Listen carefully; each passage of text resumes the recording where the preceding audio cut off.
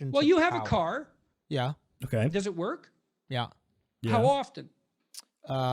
Currently, every Most of the time I use it.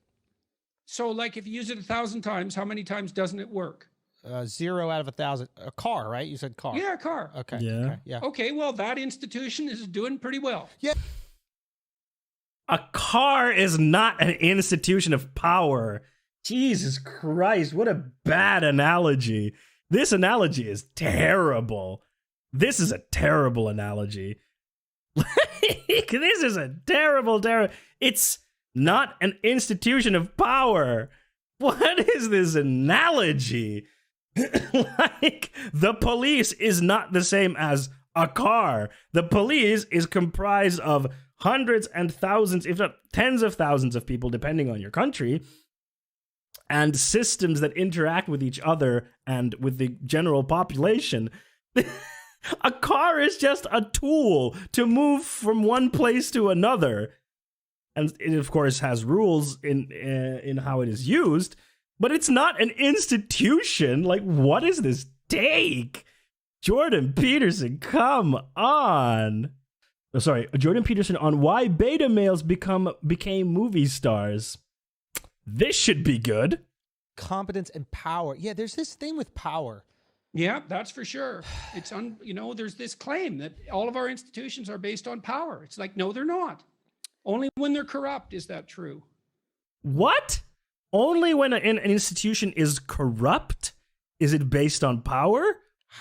That doesn't make any sense. So if you have a police force, let's take that logic. If you would have a police force that has the power to do things that normal citizens cannot do in the name of upholding justice, so it is not based on power yet, but if it becomes corrupt, then it's based on power. Like, the moment that change comes, then it's based on power.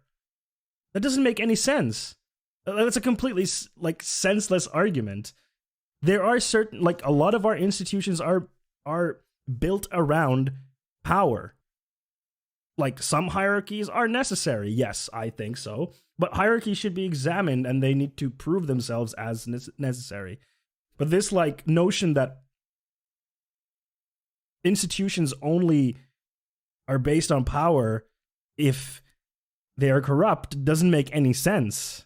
We don't give our functional institutions the benefit of the doubt. And that doesn't mean Our functional institutions should not have the benefit of the doubt. They shouldn't, in my opinion. Any, like, power structure should not have the benefit of the doubt, because that allows them to abuse that benefit of the doubt. They should be examined and held accountable. they shouldn't be subject to criticism. But the idea that they're predicated on arbitrary power, and that's their essential nature, that's appalling. I wasn't being critical of the institutions. I No, I know okay. you weren't. Yeah, I'm just curious about a human's relation Well, to you have power. a car. Yeah. Okay. Does it work? Yeah. How often? Currently, every Most of the time I time. use it. So, like, if you use it 1,000 times, how many times doesn't it work?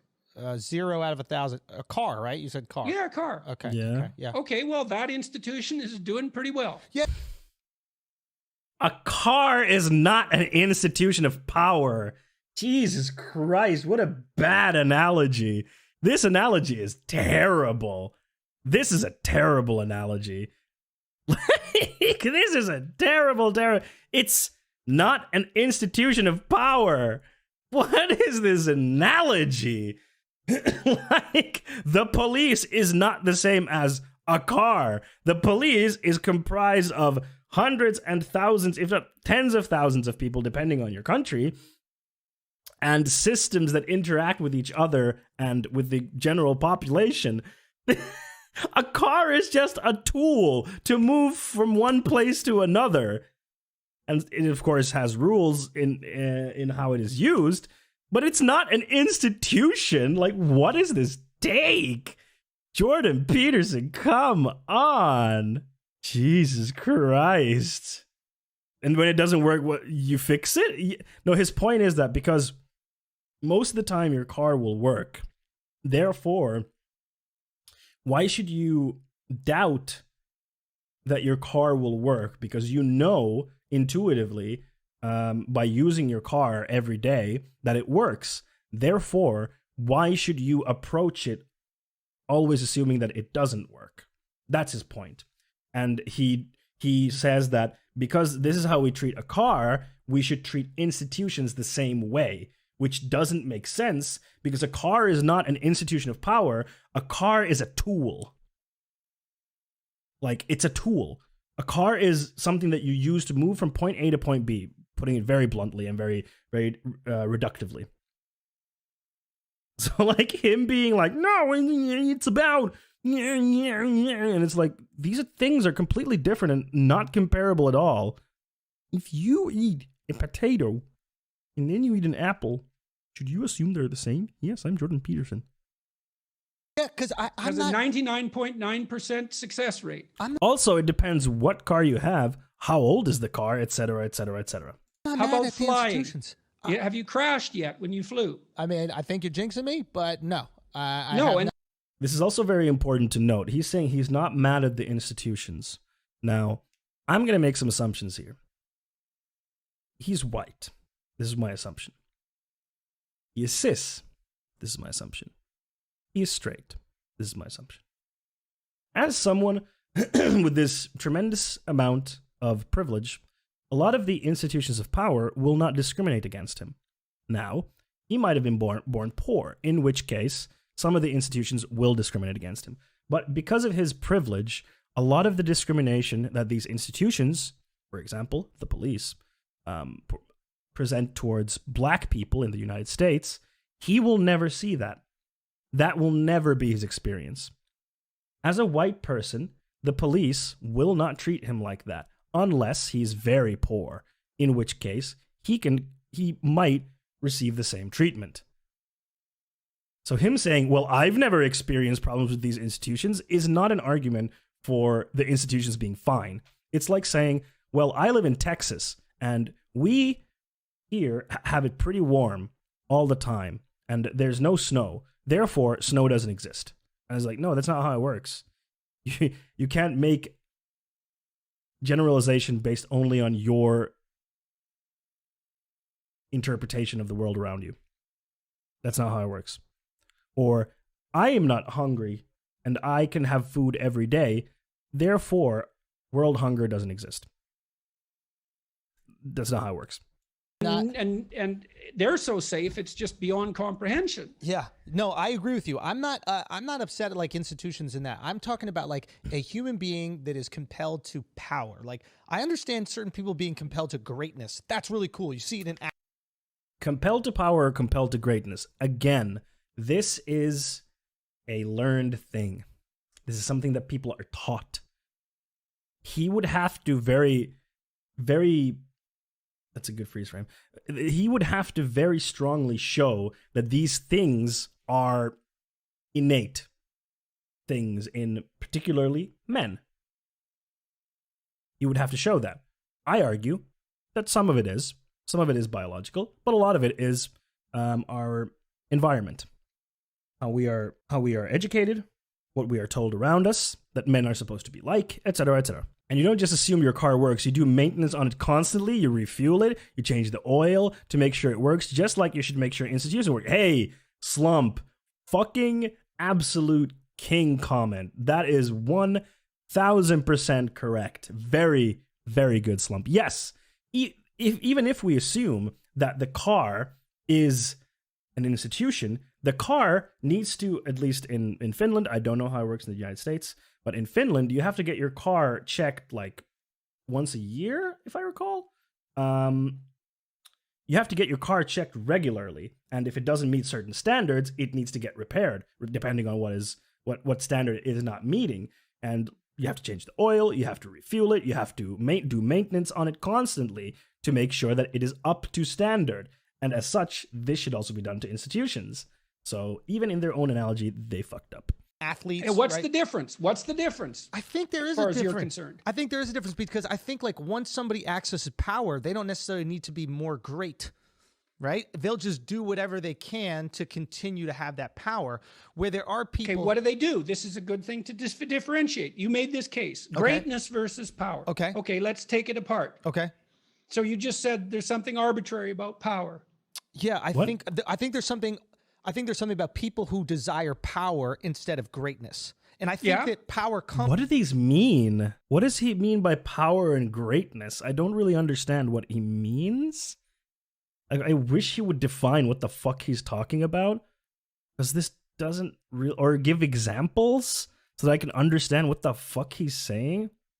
Comes with greatness, but if your desire is power, I think there is something dangerous there, because you're willing to do whatever it is to maintain that power. Whereas It's the mimicry of greatness. It's the mimicry of greatness. Greatness deserves power because you want.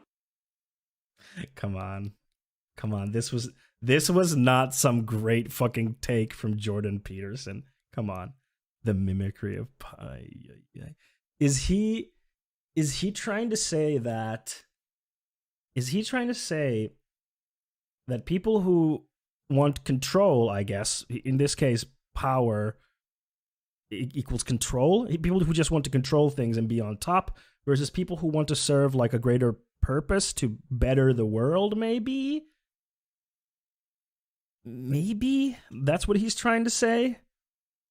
The powerful to be, you want the great to be be powerful. powerful. Why wouldn't you?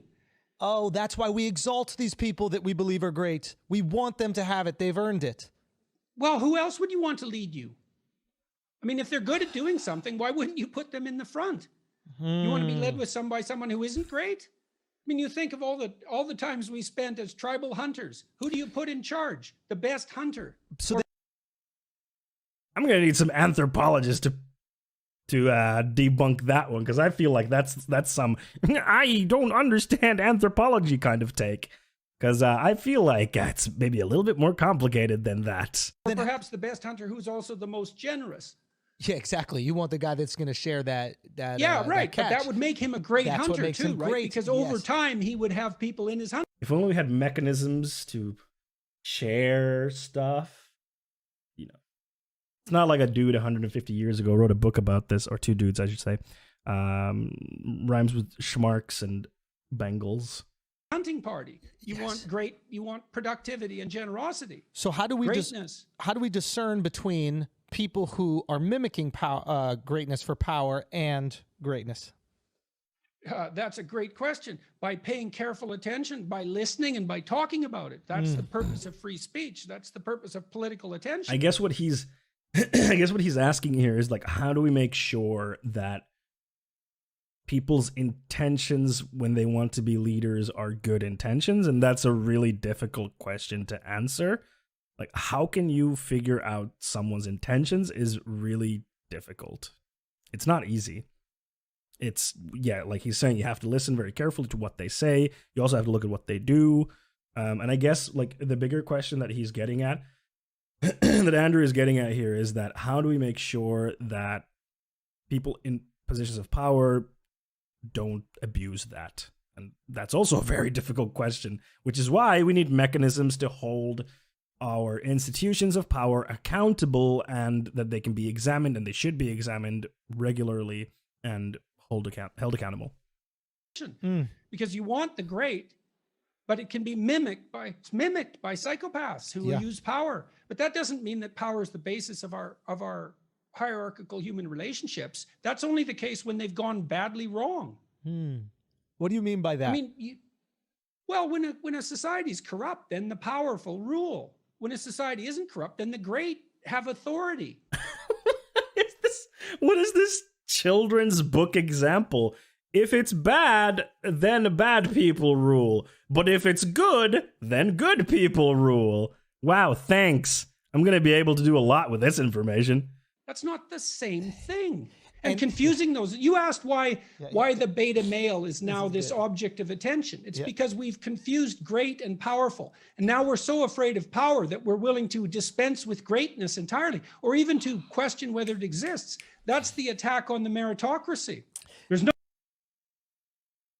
What the fuck is he saying? What does this mean? What? No meritocracy. Oh, there's no greatness. And no one who has a position deserves it. There's no difference in... That's not what it means. Saying that we don't live in a meritocracy doesn't mean that people with high competency don't get into positions of power. That's not what it means. Saying that we don't live in a meritocracy means that everyone doesn't have an equal chance. That's what it means, because a pure meritocracy means that everyone is only judged on the merits of their actions and their character, and not on any other factor, and no other factor should affect that. But we don't live in that world. We don't live in that world. We live in a world where women can have a harder time getting promotions. We live in a world where, you know, if you're a person of color, you might have a harder time getting a job or a promotion. Like, these things affect. That's what it means. Like, that's what it means. Meritocracy doesn't mean that there are no people in high positions of power that are competent and very skilled at what they do. It just means that certain people have an advantage over others because of who they are. And certain people have a disadvantage because of that. So we don't live in a true meritocracy. In a true meritocracy, nothing else would matter except your competence. Nothing else. And everyone would have access to the same level of education and would be born into, would have the same level of opportunity.